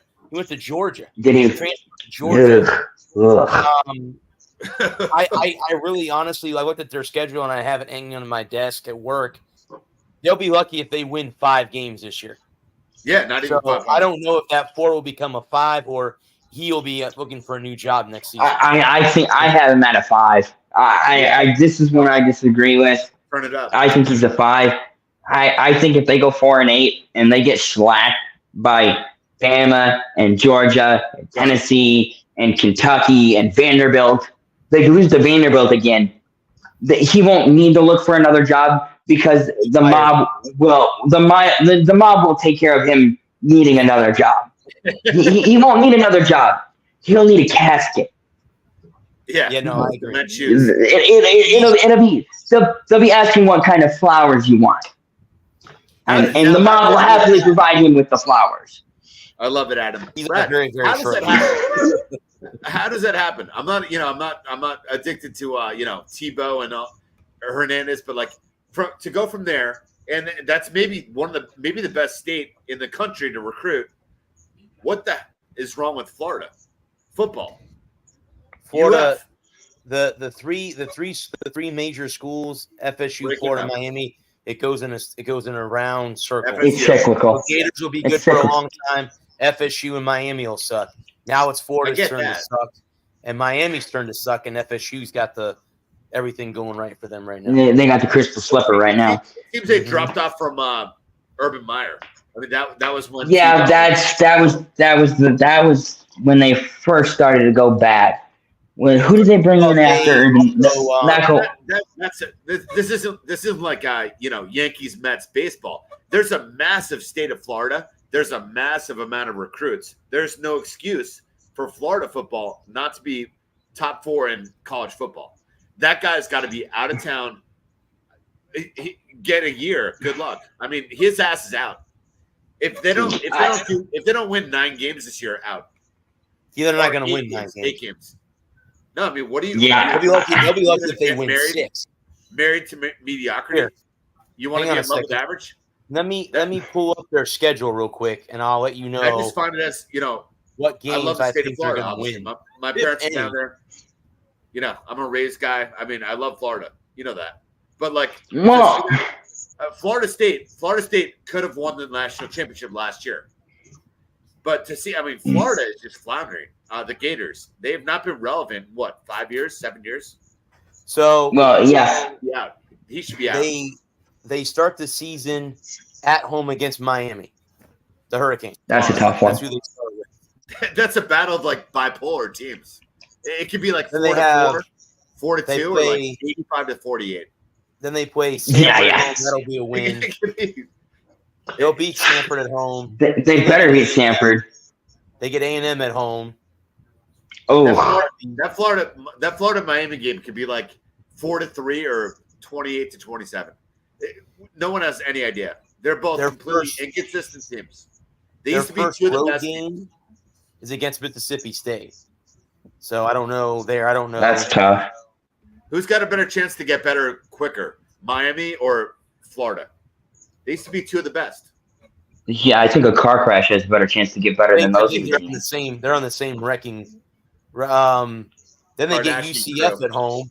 I don't think they beat UCF. I don't really think. That's going to be a tough one. I want UCF so bad there. They're at Tennessee. That'll be a game that'll be iffy. Then they're at home against Kentucky. That'll be an iffy game. They have the neutral site game against Georgia. They're going to get railed. They're going to get railed by Georgia. Then they go to Texas. They're not going to win that game either. Then they get LSU at home. They're not going to beat LSU. Then they get Ole Miss at home. They're not going to beat them either. And then they get Florida State at the end of the season in Tallahassee. They're not going to beat FSU either. So, I don't know. 6 games win? I don't know. I don't know. I think I had 2 in there. 2. See, you're looking at a 2-9 season. That's brutal. But I think you were asking what went wrong for Florida, and you brought up Urban Meyer, and I think that's where the wheels start to come off. Correct me if I'm wrong. You're a Florida guy, so you'll know better than I. But wasn't it McElwain that came in after Urban Meyer? McElwain was the first coach after Urban Meyer, correct? Correct. And that's where it all went wrong. McElwain was not the right guy for the job. And I don't know, I don't know who would have been the right guy. I don't know who they could have gotten that would have been better. That's the tough thing is when you go and it's that's the thing that I have about teams and quarterbacks, right? Especially in the NFL. Everybody wants to get rid of guy X, right? Well, we need to get rid of this guy. We need to go get somebody better. And it's okay, we're going to take quarterback X, who's an average quarterback, 62% completions, a couple more touchdowns than interceptions, 3,000 yards, an all-around okay quarterback. Yeah. And we need to get rid of him, but who's better that we can get? Okay. And I think the problem is that McElwain wasn't the right guy for the job. And he got 5 or 6 years. And at the end, it was burnt to the ground. And Florida was so bad. And then you have all the discipline problems. They should have beat LSU a couple years ago. And you have that in the god-awful fog. And they rip the shoe off the guy and throw the shoe, and it's a 15-yard penalty. It's a lack of discipline. And how do you get it back? How do you convince kids to come play there and take pride in themselves? And I think that's the thing that a lot of people forget about guys like Ryan Day, Jim Harbaugh, Nick Saban, Kellen DeBoer, some of these are Dabo Sweeney, Mike Norvell, is they take pride in themselves. And I think that's the problem that Deion, that we talked about Colorado a little earlier. It's just Deion takes too much pride in himself, right? Mm-hmm. He's trying to be this hard ass, and I'm not. Who's Florida's coach now? Had it and lost it. He never was a hard ass. Billy Napier, right? Billy Napier is too milquetoast, right? He's too milquetoast. He's a go along to get along kind of guy. He doesn't have that. He's not a nice guy, right? So you want to. He's not your dad, right? You don't want to embarrass yourself, right? And he's not Nick Saban. He's not Nick Saban, right? He's not this hard ass guy. He's not a drill sergeant, but he's not your dad, right? Yeah. He's not a guy you look up to. He's not a guy you respect. He's just a guy. Yeah, he's the guy that happens to be the head coach at Florida, and I think that's a lot of the. I think a lot of the. Hey, Lou. I mean, Adam, I know what you're saying, but like. But how do you respect? Speaking of the devil, Lou, what's up, bud? All right. How do you if your coach doesn't respect himself, if your coach is kind of a goof, and I'm talking about Miami and Mario Cristobal, he's a goof. He doesn't respect himself. He makes dumb decisions. Yeah. And it's okay. It's okay if you're guy. There's certain guys that can get away with being a goof. Mike Van Gundy or Mike Gundy at OSU. He's kind of a goof. And he's silly and he's funny and he has and he makes offhanded comments and he's a little off color and you respect that because that's who he is and he embraces that. Who is Billy Napier? What? He's just a guy. He's not a disciplinarian like Nick Saban. He's not a goof like. He's not fun to play for. He's not fun to play for. Like we don't. No one. If we don't know from our exterior, from our views all over the country, all over the world, if we don't know who he is, I don't think his players know who he is. There's no identity. Florida's like, oh yeah, there's no identity. You're always. That is the Gators of old are so distant from what we see now. There's such it's not the same program. I think it's obvious. It's going to take 5 to 7 years before Miami or before Florida gets back to where they were. You have to burn it to the ground. Yeah. You have to burn it to the ground. Sift through the ashes, pick up the pieces.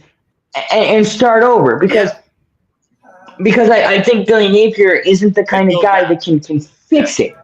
He doesn't have an identity. He doesn't have a personality. He's very bland. He's water. He's not exciting. He's not coffee. He's not beer. He's not a cold Coors Light. Like a frozen latte.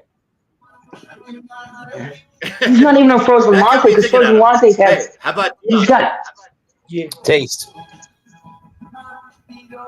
He doesn't. He's not excited like a frozen. Deion can go there. Deion might. I need to see more from Deion at Colorado. I want to see something more. He would. I want to. But does Deion want the Florida job? I mean, he's FSU. He bleeds scarlet and gold. I mean, there's a lot. There's a good audience. If the money's right, he'll go there. Yeah, but from I just Florida area, ATL, Falcons, Braves. Deion wants to go back to that area of the country.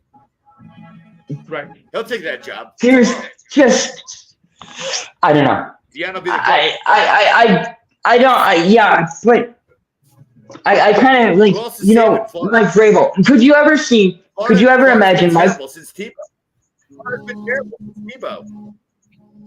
Could you see Mike Vrabel ever coaching Michigan. Not in 100 years. Not in 100 years. Not for $100 million. There's no way that Mike Vrabel ever coaches Michigan.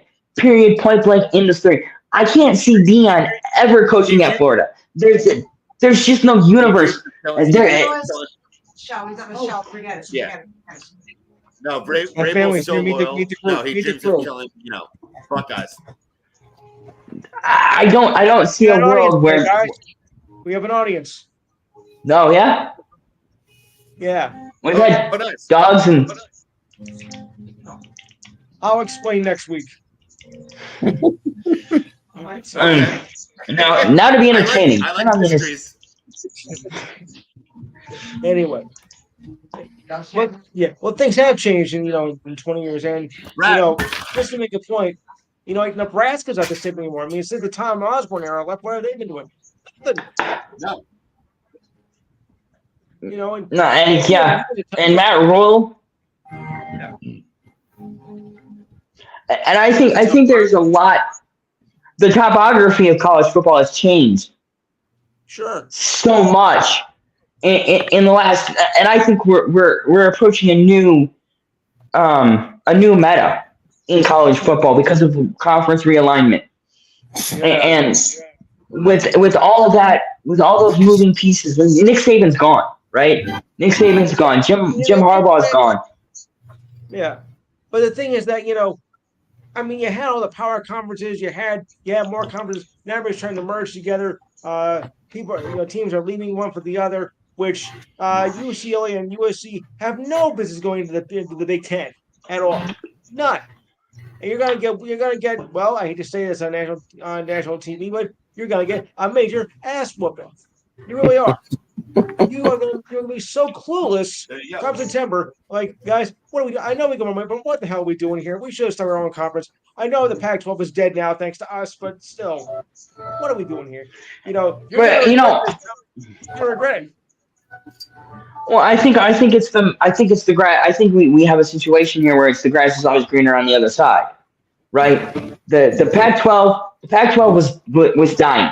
The Pac-12 was dying. The Pac-12 was not generating revenue. They couldn't get in primetime games on ABC, CBS, Fox. They were always their primetime game was the late kick. It was the 10:30 kick on the East Coast, the 9:30 kick Central, and you're losing 2/3 of the country. 2/3 of the country isn't tuning in because 2/3 of the country has been watching football for 12 hours and they're going to bed. And so the Pac-12 was not generating revenue. With those teams moving into the Big Ten, you're gonna get a lot more primetime coverage because the 8:00 kicks are gonna be if the 8:00 kicks are 5:00 on the West Coast. So if SC and Oregon and UCLA are all and Washington are all kicking off at 8:00 on the East Coast, it's only 5:00 on the West Coast, right? And so you're gonna get that. You're gonna get that TV. You're gonna get that East Coast audience to tune into SC But then explain to the West Coast audience when the game's starting at noon here and it's 9:00 in the West Coast and they're gonna be too early to get to watch football. But I think you compromise, right? So a lot of if you're wanting to do, I don't think you see a lot of noon kicks for East Coast teams. When the West comes to the East, I think those kicks I think SC, Oregon, Washington, UCLA, they get primetime games because they're going to play, or 3:30 kicks. If UCLA is playing Washington or is playing Wisconsin, that's a 3:30 kick. If it's a West Coast game, it's a 3:30. Because and the noon kickoff, you can still even if Wisconsin goes out to Eugene to play the Ducks, it's a 3:30 kick East Coast. That's noon in Oregon. It's 3:30 on the East Coast. I think you see a lot of those. I think we see a lot more 3:30 kicks and 7:30 kicks or 8:00 kicks. At 5 o'clock at the West Coast. But remember, it's always 5 o'clock somewhere. So you have to figure that in too. True. True. There we go. And I think that you get a lot more. I think it's a lot, but the noon kicks. I think the noon kicks are a lot easier to sell to the West Coast than the 10:30 kicks are to sell to the East Coast. So it's easier for a West Coaster to get up at 9 a.m. than it is for an East Coaster to stay up till 2 o'clock in the morning. I think that you have a lot easier time convincing.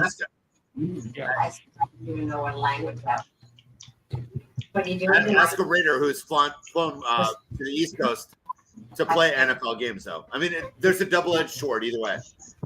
People have terrible times adjusting to the time change.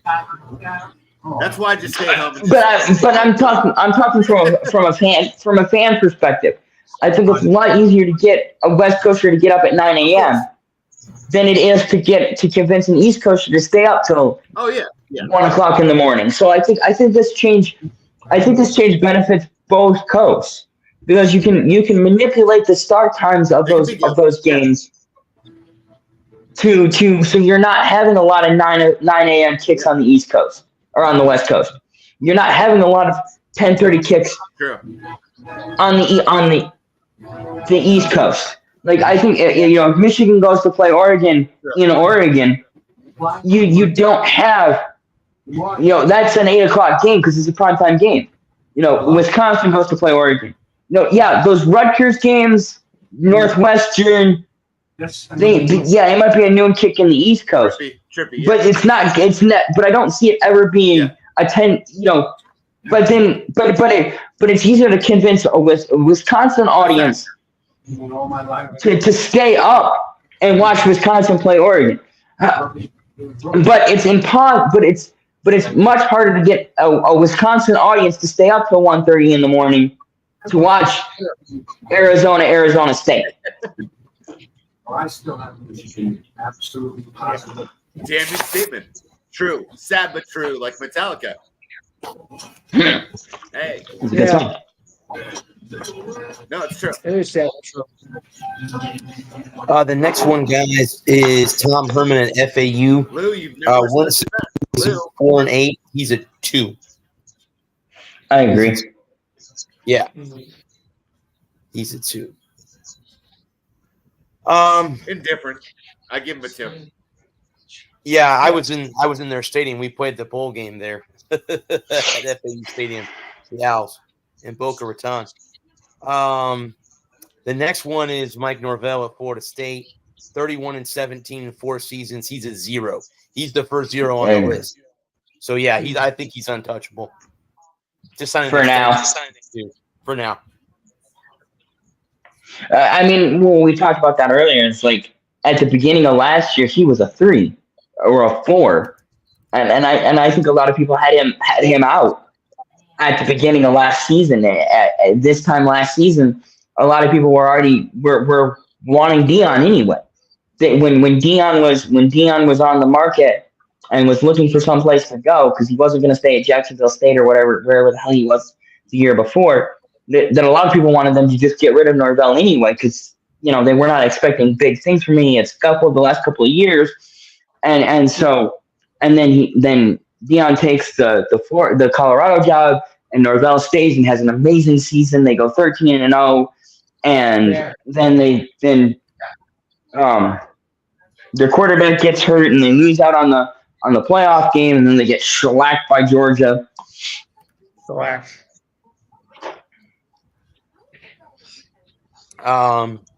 The next one, guys, is Jeff Tefford at Fresno State. This is year 2. He's 19-8, and he's a 1.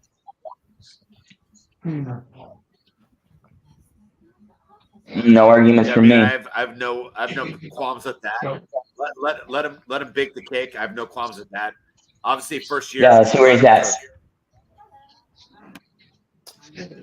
The next one, is Kirby Smart at Georgia, 94-16, 8 years. He's a 0. Yeah, I would say he's untouchable. Yeah, right hero. Now. Yeah, It's like waking up with Hugh Hefner. Yeah, okay. He's not really worried about his job. Don't worry about him. Yeah. Yeah. Jesus Christ. Oh man, come on. Yeah. Yeah. He's waking up the and next Safe to get. you know, right. really very, very solid. The next one is Clay Helton at Georgia Southern. 2 seasons, 12 and 14. He's at 2. Yeah. Small school. Small school. Some nice wins. Yeah. They beat Nebraska. Yeah. Give him a contract. Let him keep coaching there. That's it. He's bringing Yep. in money. Lock him up and keep the trainer rolling. Yeah. Yep. Win-win. The next one, guys, is Georgia State. Dell McGee. He's a first-year head coach. 2.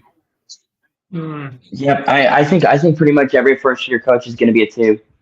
Yeah. Kind of, there's a couple of guys in there that you could argue are coming in with high expectations and a really high expectations, really low floors, and could be one and done. But no, when you're getting to those what I'm considering mid majors, 1 year first year head coaches, they're a 2.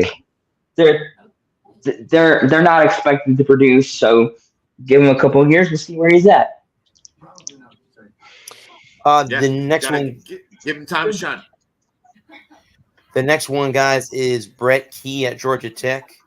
This will be his second year. He went 7 and 6 in his first year. He's a 2. Yep. Yeah.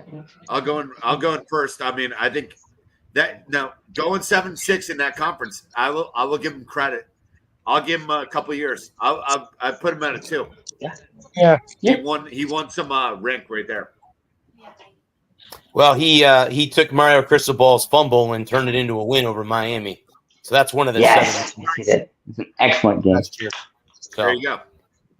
You got that going for you, which is nice. Premier win. Next if I one, had a guys, crystal is ball about crystal ball. we'll get Crystal there. ball. How about crystal ball? No. His That's what I Timmy said. Chang at Hawaii. 2 years. This is his 3rd year. He's 8 and 18. He's a 2. I don't think you can really get him anything 2.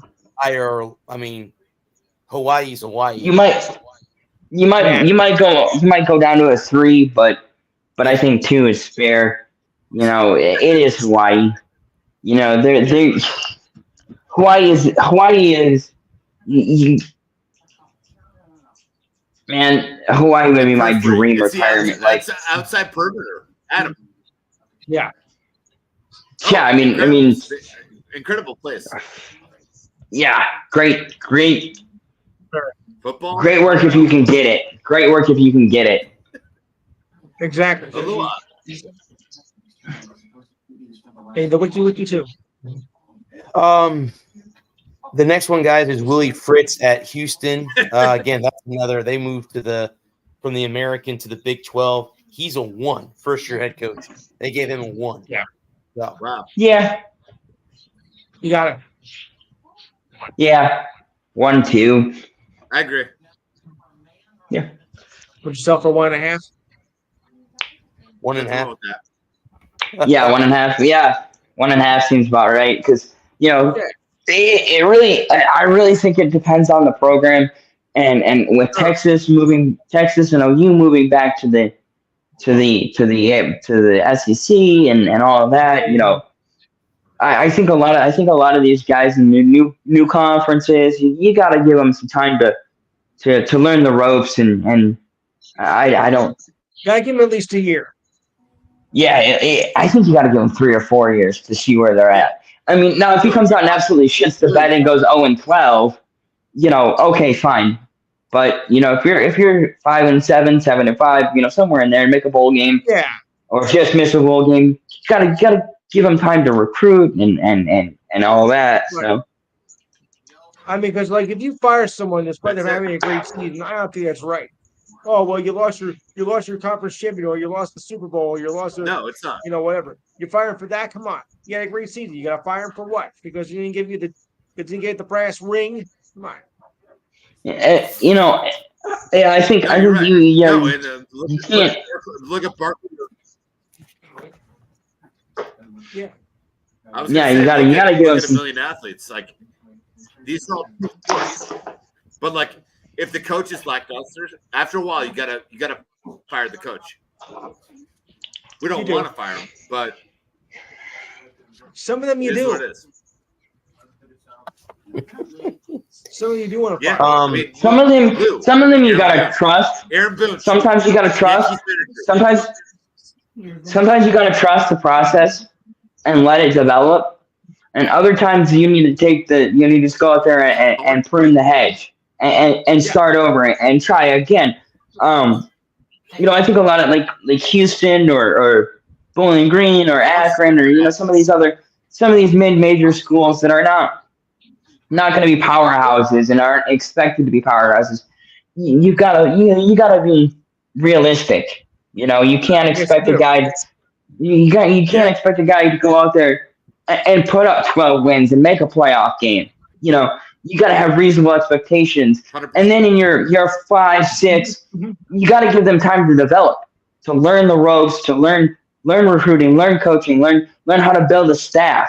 And I think we get so caught up in raw numbers, especially wins and losses. You know, if he goes 5-7 for three consecutive years, Wins and losses.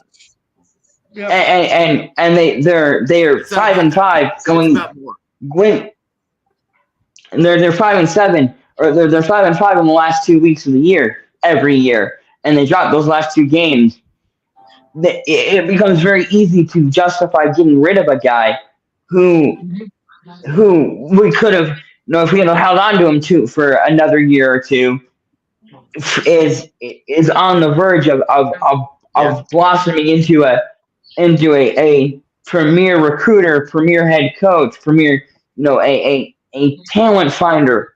Because I think we get so caught up in players and that aspect of recruiting. We also have to think about recruiting position coaches and coordinators, because that's so much, and building trust and relationships, because so many your guys will go 7-5 for 3 consecutive years, but they've got a new staff every year because somebody wants their OC, wants their DC. They're having to replace line coaches because line coaches want to go and pursue that next step in their career. So it's There's so many variables. Yeah. So many variables. It's so much big picture thinking that you have to do. college coaching is so different from the pros. The pros, you're already established. The players are coming to you. College, the biggest part of college coaching is recruiting and developing 18-year-olds, 19-year-olds. You don't get Randy Moss. You don't get Michael Strahan. You don't get Derek Jeter. You don't get guys who are fully developed. No, you have to build. You have to build Randy Moss. That's why, like, You have so, you get Randy Moss. You get Derek Jeters. Those guys exist, right? But they're raw. Happy birthday to you. And you have to take those guys and turn them into. It's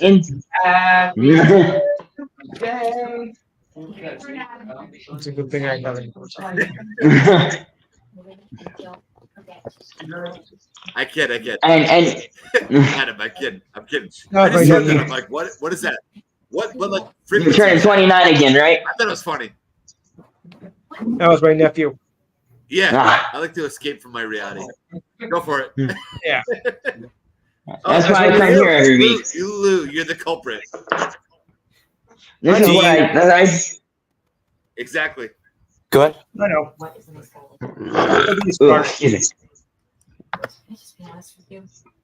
Brad, But, Brad, you know, have a considerable amount to go. Can you, dude? I'm like the JV. I'm like the total like idiot like guy that like ask in.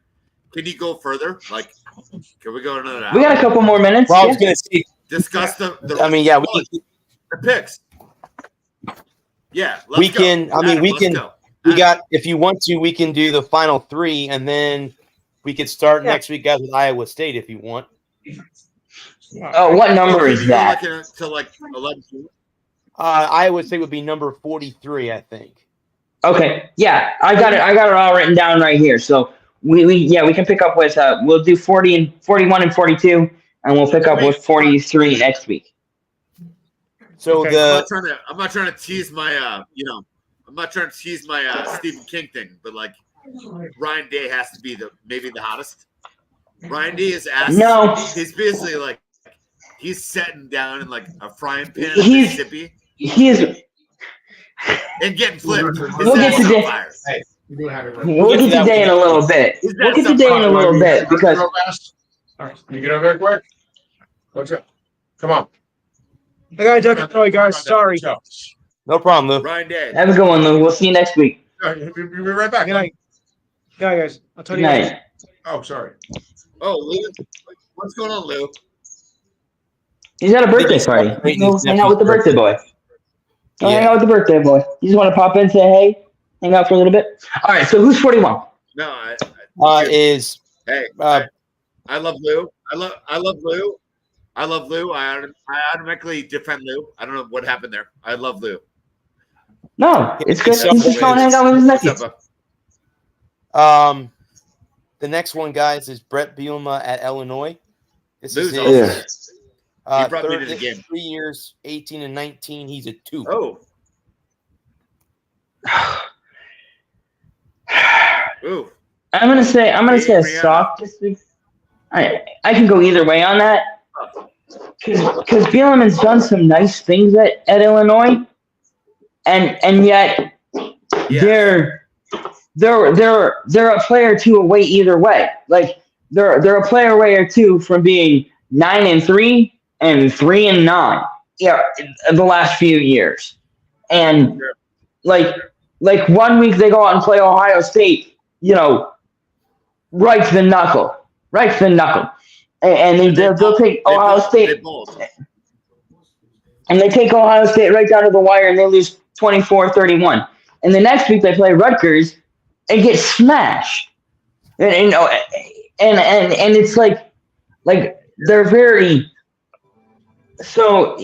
2, 3, yeah, somewhere in there, like 2.5. The next one, guys, is Yeah, I mean, Kurt I Nenny. agree with Adam. Like,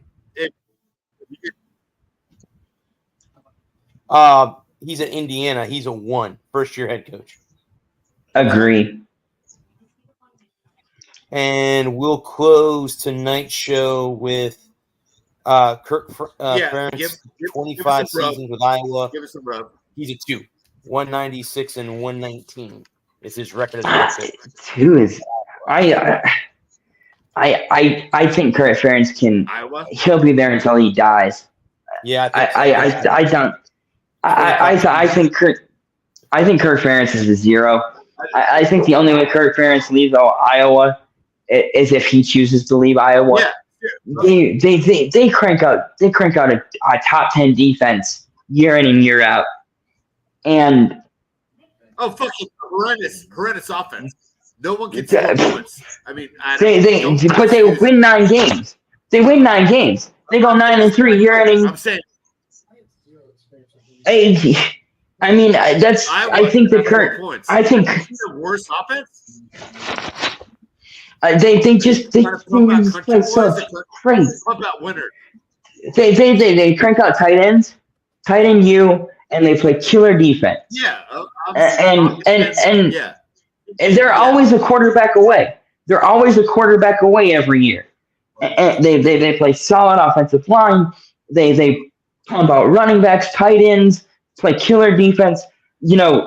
I'm no Iowa defender, and I hate Kurt Ferentz just as much as I hate Ryan Day. But you got to give the man his flowers. Push him back a little bit on that. I don't think he's decent. I think he should be a little bit under consideration. He should recruit one quarterback that can throw a spiral. Is that too much to ask? Yeah, The Iowa offense is the worst offense we have seen in college football in 30 years. One quarterback. Am I being crazy? Is that No, is you're that not. too You're much to not. ask? Apparently for Iowa, it They is. can't win deep. They cannot. But they do. But they win. But they win. Yeah, They go one 10-2, quarterback. 9-3. So that, to You know, me, that and I look at the coach. you know, and I Throw a think ball. I mean, that's kind of like walking in mud. What are you doing? You're walking in mud. I'm having fun. What are you? Like the shortest kid in the bus. You know, get a little bit better. They have some great athletes. Cooper DeJean, first-round pick. Philadelphia Eagles. White cornerback. They have some sick, Yes. they have some awesome athletes. Get a quarterback, please. What is this? I don't need to make excuses about Iowa. Get a quarterback. oh, I'm not saying that, but Pro Iowa. I mean, yeah, okay. But ridiculous. Make an excuse for And- Iowa. I mean, let they should me have so quarterbacks. so if you're gonna push this way, I'm gonna push back a little bit that way, and say in terms of Let's go, baby. the guys that were out there going into this offseason, let's say they let Kurt Ferentz go at the end of the year.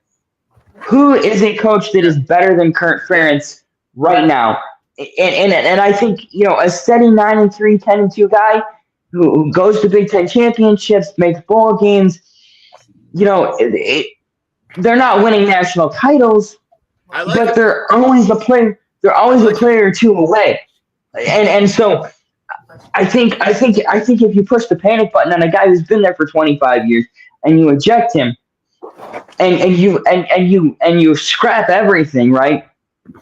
And you go from being a player or two away to being a 3-9 team because now you can't play great defense, and you can't play offense. Yeah. You can't play.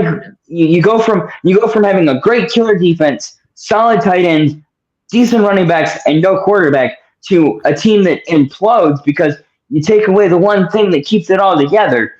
I think we have another case of the grass is always greener on the other side.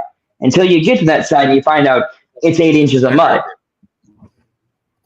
So I'm just mystified. No, Adam, I totally agree with what you're saying. I see that team. The defense, awesome. We see linebackers. We see defensive backs. Cooper DeJean, Eagles, first-round pick. We see, you know, JG. I mean, we've seen linebackers, DNs. I don't need to describe the type of talent that Iowa has. I love it. I'm just curious. Why can't they have the one piece of their puzzle to maybe beat an Ohio State or Michigan? The one piece they're always lacking, quarterback. They don't have anyone that can throw a spiral. Adam, that is not acceptable to me. You cannot recruit one guy on your campus to throw a spiral 30 yards. Adam, you saw it last year. They're winning games 7-3. If you're betting like me, God help you. If you're betting like me, they cannot score a touchdown. Iowa is completely they're like the JV of D1 football with offense. What is that? They've had the worst offense for 5 years. If your coach is not trying you're not. What are you going to do? Get married to mediocrity? You're going to sit in bed with someone that sucks? It's somehow that coach should be close to getting fired. I would think. But you can't. You know, I mean, the defense is killer. And sitting out there, they score like 4 points. Well, you know what Iowa reminds me of. Points a game. Like, you know who Iowa reminds me of. You know, Iowa reminds me of the early 2000s Buccaneers. Oh yeah, and Warren Sapp, Simeon Rice, John Lynch, killer defense. Hey, Brad. Derek Brooks in the middle. You know, I just I love defense. I don't know. I think you're asking for trouble if you start. You know, because Let me see what I can do. the stabilizing presence that is Kurt Ferentz. Adam, I don't want Randall Cunningham or like Randall Cunningham or like I don't want Mahomes. I want a serviceable quarterback in Iowa. That's all I expect. Like when they can't score like 7 points, I'm like, dude, you cannot rely on the defense all day, every year. Get some talent on the offensive side. That's what I'm saying. I love defense. I'm a defense guy. I understand what you're saying, but you know, I just worry about messing with the formula by getting, you know, if Kurt Ferentz is what keeps that offense or that defense so great, and you take that away, and you go from not being able to score to not being able to stop a nosebleed, you've regressed, and so when you start looking at monkeying with something that is productive, yeah, it's kind of like and so, you know, they're a proud team. They're a proud program. I'd love to see, I'd love to see a quarterback that can throw bombs. And I think addition by I think you end up with subtraction by taking away Kurt Ferentz, and so you know, want in one hand and shit in the other, and see which one fills up faster. Yeah, you know, I think that we've should call it here because we could go on for another hour. Yeah, we'll go ahead, guys, and start with Iowa State next week. That's good. where we're at on the list. So we'll be able to get to Michigan and Ohio State next week. That'll definitely sounds be good in the cards. But yeah, guys, I got to get out of here because I got to get to bed and I got to go to the Rays game tomorrow night. But yeah, have a good one, man. Thanks for everyone that tuned in. Thanks to these guys for making the show fun. Lou popping in. I think he had to celebrate his nephew's birthday. I think he mentioned earlier that he was only going to be here for a short time anyway. Thanks to the men and women of our armed services and our first responders. Thank you for doing what you do. Gentlemen, I will see you guys next week. I'm going to get out here. Until then, guys, this has been the Walker Report. I am the Sports Nerd. Peace. Cut, print, send it. Great show.